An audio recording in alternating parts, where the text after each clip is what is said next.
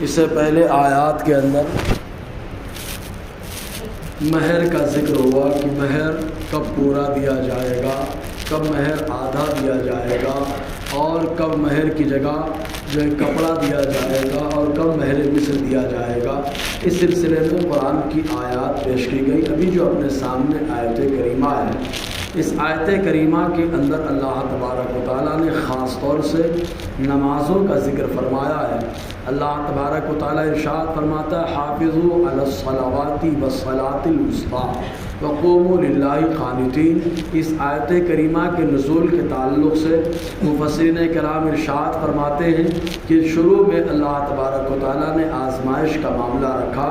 اس کے بعد رفتہ رفتہ جب صحابہ کرام تجارت کرنے لگے، کاروبار کرنے لگے، مال غنیمت خوب آ گیا، تب ایسی صورت میں نماز کی پابندی تو ہوتی تھی، لیکن وقت بے وقت کا معاملہ درپیش ہوتا تھا۔ تب اللہ تعالیٰ نے آیت کریمہ نازل فرمائی اور ارشاد فرمایا حافظوا علی الصلوات، نماز کی محافظت کرو، والصلاۃ الوسطیٰ، بیچ والی نماز کی خاص طور سے۔ تو اللہ تعالیٰ نے نماز کی محافظت یعنی اس کی حفاظت کا حکم عطا فرمایا۔ نماز کی حفاظت کے بہت سارے فوائد ہیں جو احادیث اور قرآن کی آیتوں کے خلاصے سے ملتے ہیں۔ پہلا فائدہ تو یہ ہے کہ جو آدمی نماز کا پابند ہوتا ہے، اللہ تبارک و تعالیٰ اس کو تمام گناہوں سے بچا لیتا ہے، اور ساتھ ہی ساتھ جو آدمی نماز کا پابند ہوتا ہے تو اللہ تعالیٰ نماز سے اسے بیماریوں سے شفا عطا فرماتا ہے۔ اسی طریقے سے جو آدمی نماز کا پابند ہوتا ہے، نماز کے صدقے اللہ تعالیٰ خاتمہ بالخیر فرماتا ہے،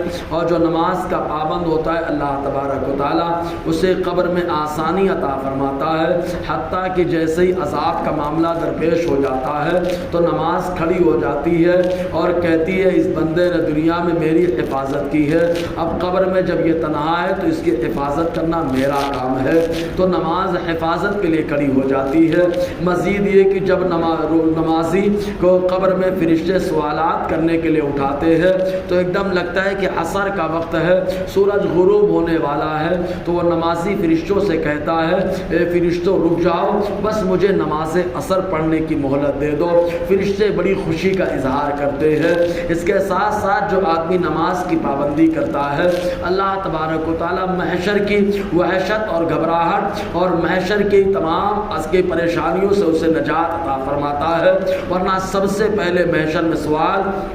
اور حساب نماز کا ہوگا۔ جب آدمی نماز کا پابند ہوگا، حساب آسان ہوگا، سکون محسوس کرے گا۔ تو اللہ تعالیٰ فرماتا ہے نمازوں کی حفاظت کرو، اور یہاں حافظو یعنی مل کر کے حفاظت کرو، تو مل کر یعنی جماعت کے ساتھ حفاظت کرو، یا اگر ایک آدمی آ رہا ہے تو دوسرے مسلمان بھائی کو بولے چلے نماز کے لیے، ایک دوسرے کو دعوت دے، مل کر کے محافظت کرنے کا اللہ نے حکم عطا فرمایا۔ والصلاۃ الوسطیٰ، اور بیچ والی نماز کی حفاظت خاص طور سے کرو۔ یہ بیچ والی نماز کون ہے؟ اس سلسلے میں الگ الگ اقوال پائے جاتے ہیں۔ کچھ لوگوں نے کہا فجر کی نماز یہ بیچ والی نماز ہے، حضرت امام شافعی رحمۃ اللہ علیہ کا یہی قول ہے، اور کچھ لوگوں نے کہا بیچ والی نماز یہ ظہر کی نماز ہے، کچھ لوگوں نے کہا مغرب کی نماز ہے، کچھ لوگوں نے کہا عشاء کی نماز ہے، کچھ لوگوں نے کہا جمعہ کی نماز ہے۔ الگ الگ اقوال پائے گئے، لیکن امام اعظم حنیفہ رحمۃ اللہ علیہ کے یہاں جو بیچ والی نماز ہے وہ عصر کی نماز ہے،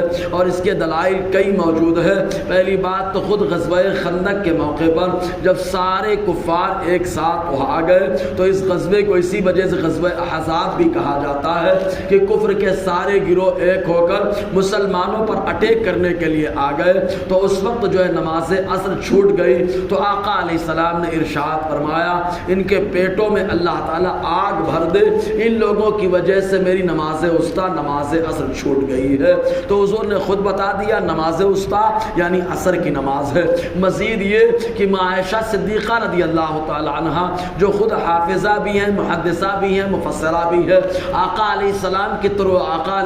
کی صحبت اقدس میں 18 سال انہوں نے زندگی گزاری، تو حضور صلی اللہ تقریباً آقا علیہ السلام کے ساتھ تقریباً 10 سال زندگی گزاری۔ حضور کے وصال کے بعد کئی سال حیات میں رہی، انہوں نے ارشاد فرمایا جو ان کی تلاوت پائی جاتی ہے قرات، تو کہا والصلاۃ الوسطی صلاۃ العصر، یعنی نماز وسطیٰ نماز عصر کی محافظت کرو۔ اس کے علاوہ خود اللہ تبارک و تعالیٰ قرآن میں جس نماز کی قسم لے رہا ہے تو اس کے بارے میں فرماتا ہے والعصر، نماز عصر کی قسم، تو اللہ تعالیٰ نے نماز عصر کی قسم لے کر اس کی عظمت کو اجاگر کیا، اور یہاں پر بھی اللہ تعالیٰ نے عظمت کو بیان فرمایا ہے۔ مزید یہ کہ امام اعظم حنیفہ کے دلائل میں سے ایک دلیل یہ بھی ہے کہ حضرت سلیمان علیہ السلام کے زمانے میں نماز عصر کا معاملہ رہا، چنانچہ نماز عصر قضا ہو گئی گھوڑوں کی وجہ سے، تو حضرت سلیمان علیہ السلام جلال میں آ کر گھوڑوں کو سزا دینے لگے اور فرمایا جو افضل ترین نماز ہے وہ عصر، وہ مجھ سے قضا ہو گئی۔ مزید یہ کہ عصر کے بارے میں خود حضور صلی اللہ علیہ وسلم نے یوں بیان فرمایا کہ عصر کی نماز کا جو معاملہ ہے تو حضرت علی رضی اللہ تعالیٰ عنہ مقام صحابہ میں حضور صلی اللہ علیہ وسلم کے واسطے جس نماز کو قربان کیا وہ نماز عصر ہے، رونے لگے، آقا علیہ السلام نے ان کے لیے سورج کو پلٹایا، عصر کی نماز ادا کی۔ مزید یہ کہ منکر نکیر بھی جو ہے قبر میں آتے ہیں تو عصر کا وقت جو بندہ مردہ ہوتا ہے اس کو وہ وقت محسوس ہوتا ہے۔ بہرکیف تو اللہ تعالیٰ فرماتا ہے نماز کی محافظت کرو، خاص طور سے بیچ والی نماز کی۔ اور مزید ایک بات اور ہے، ہر نماز کے لیے جو قواعد بتائے گئے ان قاعدوں کے حساب سے فجر کا وقت متعین کرنا آسان ہے، ظہر کا وقت متعین کرنا آسان ہے، مغرب اور عشاء کا وقت متعین کرنا آسان ہے، سب سے مشکل ترین معاملہ جو ہے قواعد کے حساب سے عصر کا وقت متعین کرنا ہے۔ اس لیے جو ہے چوک جانے